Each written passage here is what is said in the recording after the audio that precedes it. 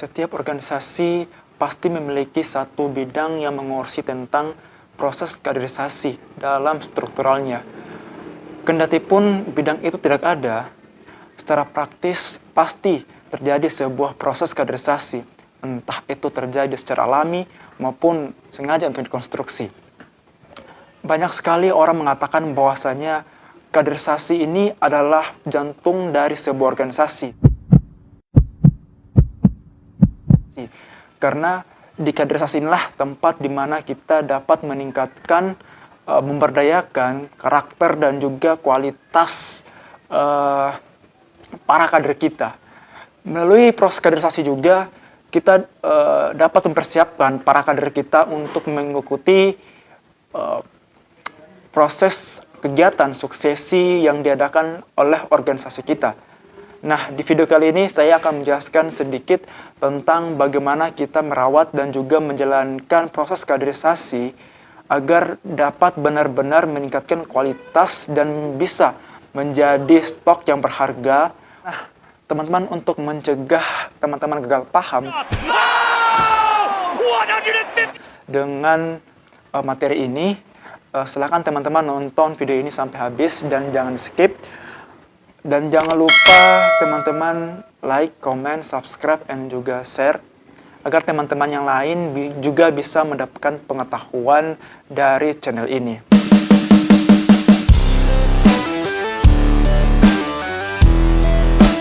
Yang pertama yang kita harus lakukan dalam merawat dan juga menjalankan roda kaderisasi yang baik adalah mengevaluasi para kader kita.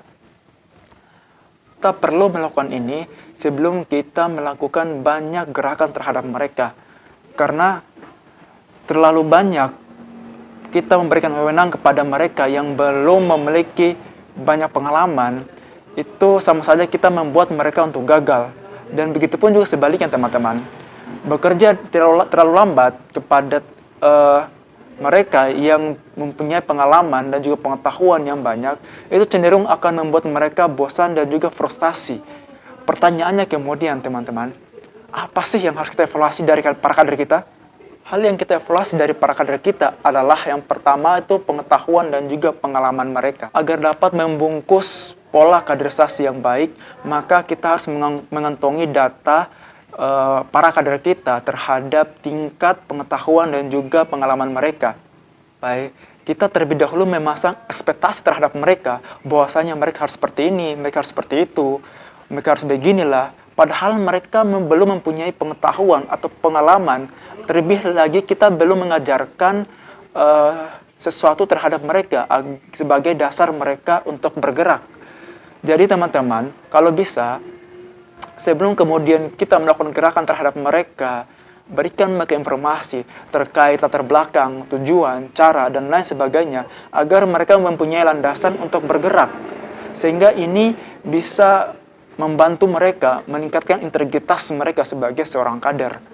Hal yang kedua yang perlu kita evaluasi dari para kader kita adalah keterampilan mereka. Ini juga kita harus ketahui teman-teman, karena sebagian banyak orang akan frustasi apabila mereka diberikan tugas pada bidang yang mereka tidak kuasai. Mungkin saja teman-teman semua bermaksud untuk memberikan pengetahuan dan pengalaman baru kepada mereka. Dan cara seperti ini cukup bagus juga teman-teman. Tetapi perlu digarisbawahi sesuai konteksnya dan jangan terlalu jauh teman-teman. Karena itu akan membuat mereka frustasi teman-teman.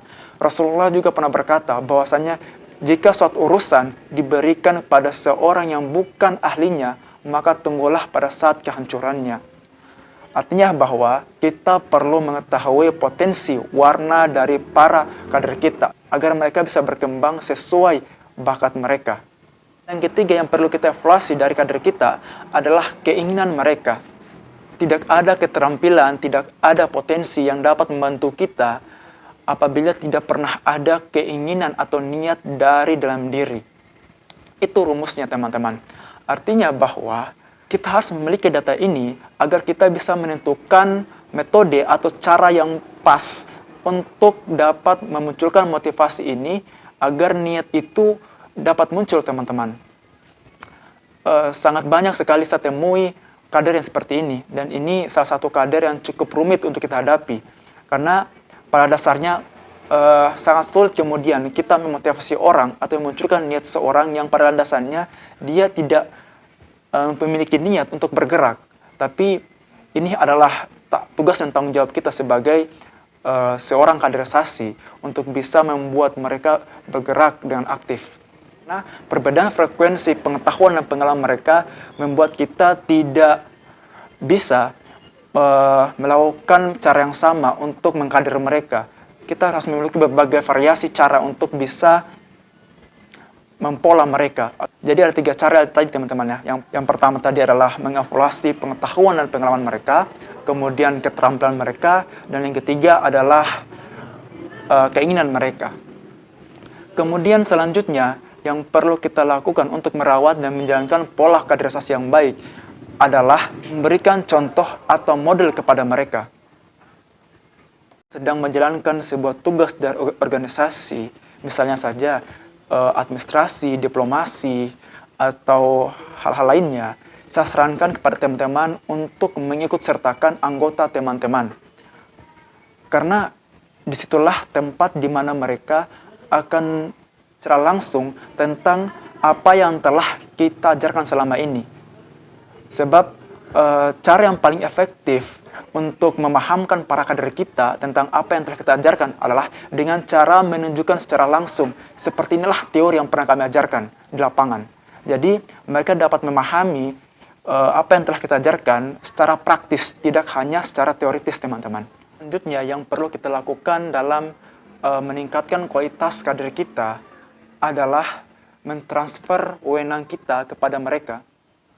Sesekali kita juga harus memberikan mereka kesempatan untuk melakukan apa yang kita lakukan teman-teman. Sebagai simulasi, implementasi apa yang mereka pelajari selama ini. Tetapi perlu diingat teman-teman, bahwasanya memberikan wewenang ini bukan sekedar kita membagi beban kerja kepada mereka teman-teman. Tetapi dengan tujuan yang telah kita bahas sebelumnya tadi. Karena menurut hemat saya teman-teman, melihat perkembangan kader selama ini, bahwasanya mereka akan benar-benar berkualitas apabila mereka bisa mengambil keputusan sendiri, bisa mempelopor suatu tindakan, memecahkan sebuah persoalan, dan mengatasi tantangan dengan kekuatannya sendiri teman-teman. Karena dengan cara seperti itu, mereka tidak akan manja dengan proses yang mereka lakukan. Kemudian selanjutnya, hal keempat yang harus kita lakukan untuk meningkatkan kualitas kader kita adalah memberikan umpan balik kepada mereka. Setelah menguji mereka, maka perlu bagi kita untuk memberikan umpan balik terhadap mereka. Dalam artian, kita dapat menemui mereka secara pribadi dan membantu mereka untuk mengatasi kesalahan, kekeliruan, dan juga salah penilaian dari mereka. Karena kita tidak bisa menafikan teman-teman bahwasanya untuk memulai sesuatu hal yang baru itu memang tidak gampang.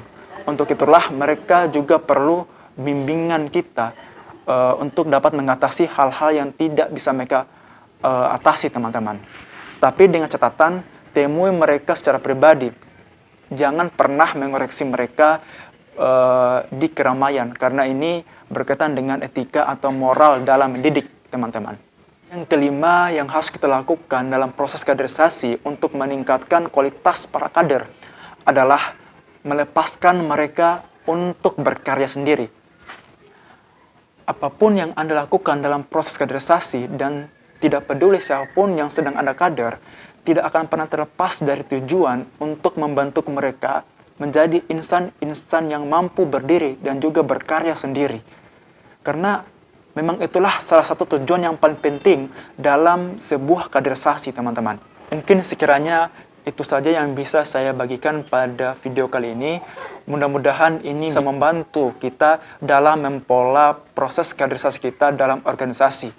Jika teman-teman memiliki referensi lain atau metode lain dalam pola kaderisasi, teman-teman bisa komentar di kolom komentar di bawah ini. Semoga channel ini bisa menjadi ruang kita untuk bertukar pikiran terkait pola kaderisasi yang baik. Tentunya demi perkembangan kualitas kader-kader kita. Sekian dari saya. Wabillahi taufiq hidayah. Wassalamualaikum warahmatullahi wabarakatuh.